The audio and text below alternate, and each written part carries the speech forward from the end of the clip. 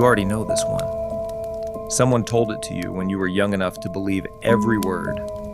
Out here, we do not tell true stories. We tell the ones that refuse to die. This is one of the oldest stories the road tells. Tonight, I want to tell you the whole thing, the way it actually goes. It happens at a place above the river where the road simply runs out. There was a flat shelf of ground up a gravel track off the county highway where the young people went on Friday nights. Ray Hollis was 19 and drove his father's Ford because his father trusted him with it.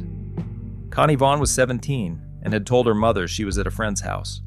They parked facing out the way you did, and he left the radio on low, a slow song heavy with strings. And then the song ended, and it did not go to another song. A man's voice came on instead. There was a bulletin. A patient had walked off the grounds of the state hospital that afternoon and had not been missed for 2 hours and was considered dangerous.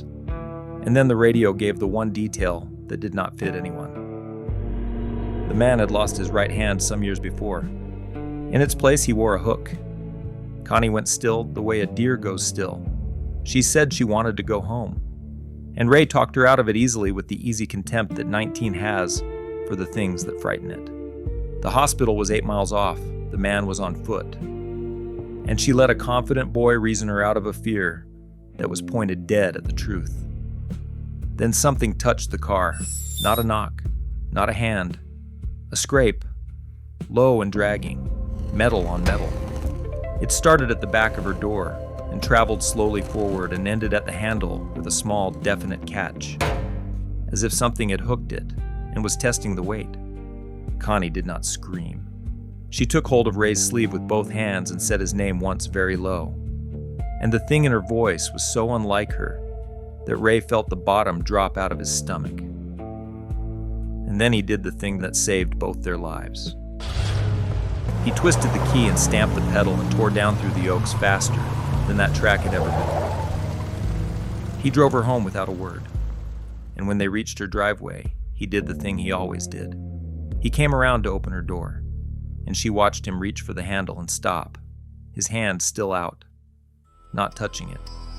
And she watched the thing happen to his face that she would spend the rest of her life trying not to see. Hanging from the chrome handle of her door, swinging just slightly, torn clean away at the wrist by the force of a frightened boy flooring his father's car, was a hook.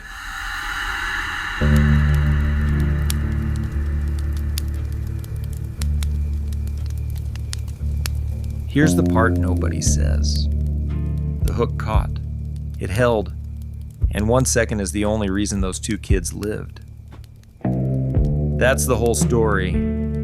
If it got you, well, there's another one waiting right up here. Subscribe. I'll keep a fire going every week. Wherever the trail leads, dust and echoes follows.